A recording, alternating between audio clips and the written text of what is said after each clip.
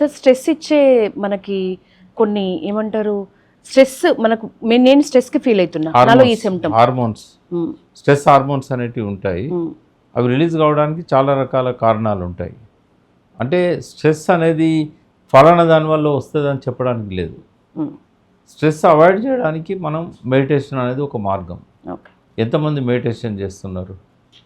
అది చాలా అవసరం. అది అంటే ఒకరోజు చేస్తే కాదు, స్ట్రెస్ వచ్చినప్పుడు చేస్తే కాదు, అది నిత్య జీవితంలో ప్రాక్టీస్ చేయాలి. మార్నింగ్ ఒకసారి, ఈవినింగ్ ఒకసారి అయినా, మధ్యాహ్నం ఒకసారి అయినా, ఎప్పుడు టైం దొరుకుతప్పుడు, కార్లో పోయేటప్పుడు అయినా, డ్రైవింగ్ వేరే వాళ్ళు చేసినప్పుడు మెడిటేషన్ చేసుకోవచ్చు. మెడిటేషన్ అనేది లేకుండా పోయింది. తర్వాత మనం తినే ఆహారం వల్ల కూడా స్ట్రెస్ వస్తుంది. లోపల ఇన్ఫ్లమేషన్ ఎట్లయితే మన ఆర్గన్స్ను పాడు చేస్తుందో, తర్వాత మన గట్ ఇంపార్టెంట్. ఇప్పుడు మన స్ట్రెస్కు గట్లో ఉన్న మైక్రోబయామ్ కూడా కారణమవుతుంది. దానికి కావాల్సిన ఫుడ్ మనం పెట్టట్లేదు. ఇప్పుడు మెయిన్గా ఒక కణంలో మొత్తం శరీరం అంతా కణాలే. 125 ట్రిలియన్స్ ఉంటాయి. 125 లక్షల కోట్ల కణాలు ఉంటాయి. ఒక కంటిపాపలో 300 కోట్ల కణాలు ఉంటాయి. ఈ కణం లోపల జరిగే పరిణామాలను, కణానికి కావాల్సిన పోషకాలను అర్థం చేసుకోకపోతే ఏ డాక్టర్ అయినా ఏం చేసినా కంట్రోల్ చేయగలుగుతాడు కావచ్చు, ప్రివెంట్ చేయలేడు ఆయన. కాబట్టి సెల్లును వదిలేసాం, మనం లివర్ను వదిలేసాం, గట్టును వదిలేసాం. మైక్రోబయామ్ అంటే అర్థం కాదు మనకి. ఎట్లా బాగుపడతాం మనం? సరే, ఇది ప్లాంట్ బేస్డ్ వైద్యం కానీ లేకపోతే యానిమల్ యూసేజ్ వల్ల వచ్చే మెడిసిన్ కానీ, లేకపోతే ఆయుర్వేద, లేకపోతే హోమియోపతి, వీటన్నింటి వల్లనే మంచి ఆరోగ్యము అని అనుకోవచ్చా? లేకపోతే మీరు ఇందాక అన్నట్లు మనకు పెద్ద పెద్ద ప్రాబ్లమ్స్ వచ్చినప్పుడు మాత్రం మనం అసలు ఇవన్నీ మెడిసిన్ అమ్మా. అది ఆయుర్వేదం అయినా, హోమియో అయినా, న్యాచురోపతి అయినా, అలోపతి అయినా, యునాని అయినా, సిద్ధ అయినా, ఇవన్నీ మెడిసిన్. మెడిసిన్ ఎందుకమ్మా మనిషికి? రోగం ఎందుకు రావాలి? ఇప్పుడు మన జీవన విధానంలో అన్ని లైఫ్ స్టైల్ డిసీజెసే కదా. ఇప్పుడు క్యాన్సర్ను కూడా లైఫ్ స్టైల్ డిసీజ్ అన్నారు. జెనెటికల్గా వచ్చేది హార్డ్లీ ఒక 10 to 15% ఉంటుంది. ఇప్పుడు సైన్స్ ఎంత డెవలప్ అయిందంటే జెనెటికల్గా కూడా సీక్వెన్స్ చేసి 45 days చేస్తారు ఆ టెస్ట్. మన లెవెల్డర్ ద్వారా మనం ఎంకరేజ్ చేస్తున్నాం. ఆ టెస్ట్ ద్వారా నిజంగానే మీ ఫోర్ ఫాదర్స్ నుంచి ఏమైనా జబ్బులు వస్తున్నాయా, వచ్చే అవకాశం ఉన్నాయా, ఒకవేళ వచ్చేటట్టుంటే వాటిని ఎట్లా ప్రివెంట్ చేయొచ్చు. జీన్ మాడిఫికేషన్ కూడా సాధ్యమవుతుంది కదా. అంటే ఎవరి మీదనో బ్లేమ్ చేయడానికి లేదు. మన ఆరోగ్యం పాడవుతుందంటే మనమే బాధ్యులం. ఓకే, లెవెల్డర్ హెల్త్ ఇప్పుడు ఎవరికి సార్? అంటే నిజంగా రోగం రాని వాళ్ళక, సాధారణ వాళ్ళక, వచ్చిన వాళ్ళకు కూడా వైద్యం ఇస్తుందా? ఇది ఆల్రౌండ్ అమ్మా, 360 degrees. అంటే అన్ని రకాల వాళ్ళకి. ఇప్పుడు ఓల్డ్ ఏజ్ వాళ్ళకి వచ్చే ప్రాబ్లమ్స్ ఏముంటాయి? ప్రధానంగా వాళ్ళకి అల్జిమేర్, జ్ఞాపక శక్తి పోతుంది. కొడుకు వచ్చి ఎదురు కూర్చున్నా ఎవరు బిడ్డను అని అడుగుతారు. తర్వాత ఇల్లు వదిలిపెట్టి ఎక్కడికో పోతుంటారు. అట్లా పోయిన వాళ్ళు చాలామంది మిస్ అయినలు కూడా. తర్వాత పార్కిన్సన్, ఇప్పుడు ఇట్లా షివరింగ్ ఉంటుంది, బాగా షివరింగ్ ఉంటుంది. తర్వాత కీళ్ళ నొప్పులు ఉంటాయి, విపరీతమైన పెయిన్స్ ఉంటాయి. తర్వాత బొక్కల నొప్పులు ఉంటాయి, మోకాళ్ళ నొప్పులు ఉంటాయి, అరికాళ్ళల్లో మంటలు ఉంటాయి, లంగ్ రిలేటెడ్ ఇష్యూస్ ఉంటాయి, ఒకటే దగ్గుతూ ఉంటారు.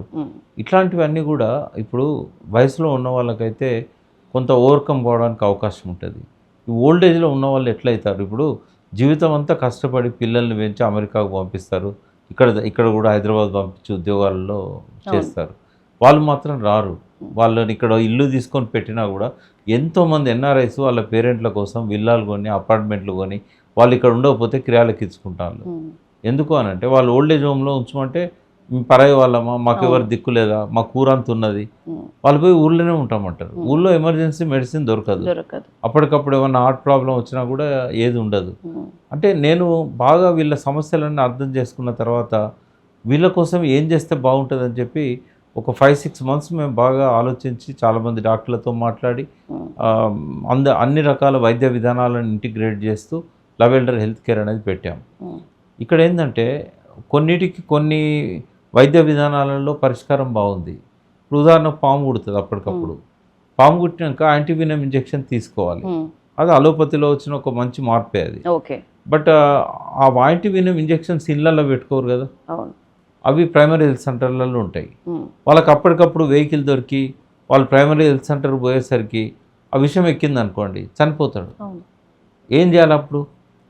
హోమియోలో, ఆయుర్వేదంలో ఒక ట్యాబ్లెట్ ఉంటుంది, అది నాలుగు కింద పెట్టుకున్నట్టయితే ఒక 1 hour దాకా విషయం ఎక్కదు, అది కంట్రోల్ చేస్తుంది. అట్లీస్ట్ ఫస్ట్ ఎయిడ్గా పనికి వస్తుంది. అట్లా అని చెప్పి అది విరుగుడు కాదు. ఓకే. ఆ, మరి ఇది వాళ్ళకి తెలుసా, మీకు తెలుసా కనీసం? తెలియదు సార్.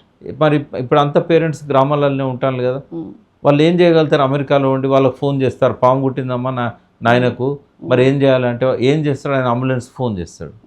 ఇప్పుడు 108 అయితే 1,00,000 మందికి ఒకటి ఉన్నది, అవును. 4,50,00,000 మందికి 450 ఉన్నాయి, మండలానికి ఒక్కటి కూడా లేదు. అందులో చాలా వరకు బ్రేక్ డౌన్ అయి ఉంటాయి. అవి ఎప్పటి ఒక కాలం చెల్లిన 20 ఏళ్ళ కింది, 15 ఏళ్ళ కింది ఉన్నాయి. 108 స్టార్ట్ చేసినప్పటికీ ఉన్నాయి. ఎప్పుడు వాళ్ళకి సాలరీ సరిగ్గా ఇవ్వరు, వాళ్ళు ఎప్పుడు స్ట్రైక్లో ఉంటారు. 108 కోసము ఎదురు చూస్తూ చచ్చిపోయిన వాళ్ళ సంఖ్య 108 కాపాడిన వాళ్ళకంటే ఎక్కువ ఉన్నది. మరి ఎవరికి అంబులెన్స్ ఎక్కడ దొరుకుతుంది? హాస్పిటల్ ఫోన్ చేయాలి. వాళ్ళు అంటారు మాకున్నది ఒకటే అంబులెన్స్, పేషెంట్ని తీసుకురావడానికి పోయింది. మరి ఇటువంటి పరిస్థితుల్లో ఎన్ఆర్ఐ పిల్లలు డబ్బులు పంపగలుగుతారు కానీ ఏం చేయగలుగుతారు? అందుకే నేను ఆలోచించింది ఏంటంటే, ఇప్పుడు చాలామంది అన్ఎంప్లాయిడ్ యూత్ కూడా అంబులెన్స్లు నడుపుతాను, హాస్పిటల్స్తో అటాచ్మెంట్ పెట్టుకున్నారు.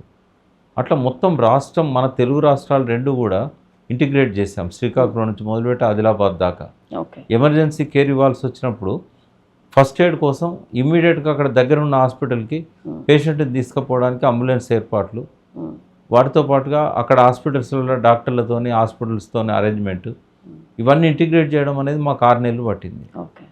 ఇప్పుడు మీరు ఏ టౌన్ తీసుకోండి, మా ప్యానల్లో వాళ్ళు ఉంటారు. రెండు తెలుగు రాష్ట్రాలు. ఇంతకుముందు ప్రపంచంలోనే ఎక్కడా లేనటువంటి అనేక విప్లవాత్మకమైన మార్పులను లవ్ ఎల్డర్ ఇంట్రడ్యూస్ చేసింది. నెంబర్ 1 ఏంటంటే, మనకు ఫస్ట్ ఎయిడ్ బాక్స్ అంటే ఏంది? బ్యాండేజ్, టేపులు, కత్తెరలు, ఇవే కదా, అంతే, అయోడిను, అంతే, బర్నాలు, కాటన్. మేము అట్లా కాదు. ఇప్పుడు మొన్న నేను పోయినప్పుడు అట్లాంటాలో, మన ఆల్బనీ, న్యూయార్క్ రాజధాని, ఒక అతను రాత్రి 12 గంటలకు చెస్ట్ పెయిన్ అన్నాడు. చిన్నగా ఉంటుంది ఆల్బనీ, ఒక 2 కిలోమీటర్లు 3 కిలోమీటర్ రేడియసే. ఇమీడియట్ హాస్పిటల్ తీసుకుపోయారు, బ్రాడ్ డెడ్ అని చెప్పారు. అతను రిచెస్ట్ పర్సన్, ఇండియన్ కమ్యూనిటీలో రిచెస్ట్ పర్సన్ అతను. ఆ డబ్బు కాపాడింది ఆయనను. జేబులో చిన్న ట్యాబ్లెట్ ఉంటే కాపాడుతుంది, సార్బిట్రేట్ ట్యాబ్లెట్. రోజు పెట్టుకుని తిరగడం సాధ్యం అవుతుంది? నేను 25 ఇయర్స్ నుంచి నేను పెట్టుకొని తిరుగుతున్నా, తీసాను ఇప్పుడే. 25 ఇయర్స్ నుంచి పెట్టుకొని తిరుగుతున్నా, చాలా మందిని కాపాడాను. నాకు రాలేదు ప్రాబ్లం, బట్ నాకు యూజ్ అయింది, వాళ్ళు వేరే వాళ్ళకి యూజ్ అయింది. 2-3 కాపాడగలిగాం. ఎందుకు పెట్టుకోకూడదు ఎమర్జెన్సీది?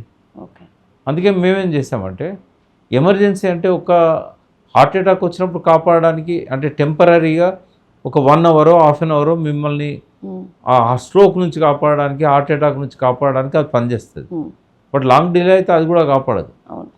అట్లీస్ట్ ఎక్కడన్నా కూడా మనము వెహికల్స్ ఉన్నాయి, కార్లు ఉన్నాయి, రోడ్లు ఉన్నాయి, ఒక హాఫ్ అన్ అవర్లో ఫస్ట్ ఎయిడ్ హాస్పిటల్లో పోయి తీసుకోగలుగుతాం. లేదా ఇంకో టాబ్లెట్ 4 కింద పెట్టుకుంటే ఒక కనీసం గంట సేపు ఆపగలుగుతుంది. అట్లా జరిగినాయి చాలా ఇన్సిడెంట్స్. అందుకే మేమేం చేసాము, ఎమర్జెన్సీ హెల్త్ కిట్ అని పెట్టాము. ఎమర్జెన్సీ హెల్త్ కిట్లో పాము కాటుకు కానీ, ఈ గుండెపోటుకు కానీ రెండింటికి సొల్యూషన్స్ ఉన్నాయి. వాటితో పాటు 20-25 రకాల మాత్రలు ఉంటాయి. అందులో ఆయుర్వేదం ఉంటాయి, అలోపతి ఉంటాయి.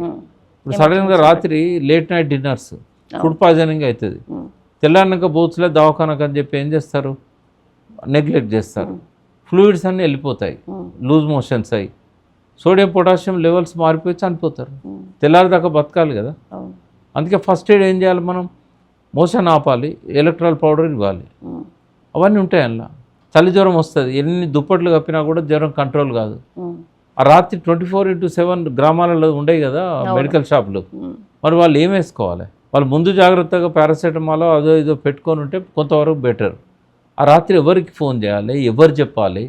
ఇప్పుడు చాలామంది ఏమంటారంటే ఎన్ఆర్ఐస్, మా తమ్ముడు ఉంటాడండి ఇంట్లో, తర్వాత మా పక్కింట్లో ఒక డాక్టర్ గారు ఉంటారు. ఇవన్నీ విని విని చెవులు పాడైపోయినాయి. నేను అడిగా, డాక్టర్ గారు ఏం చేస్తానండి? పక్కింట్లో కాదు, మీ బ్రదరే డాక్టర్, మీ ఫాదర్కి హార్ట్ అటాక్ వచ్చింది, అప్పటికప్పుడు మీ డాక్టర్ బ్రదర్ ఏం చేస్తాడు? ఆయన దగ్గర సార్బిట్రేట్ ఉంటే కొంత బతికిస్తాడు, లేదంటే వాళ్ళు కూడా పెట్టుకోవట్లేదు కదా. ఇప్పుడు డాక్టర్స్ కూడా పెట్టుకోవట్లేదు, వాళ్ళ ప్యాకెట్లలో ఏమన్నా సార్బిట్రేట్ క్యారీ చేస్తున్నారా వాళ్ళు?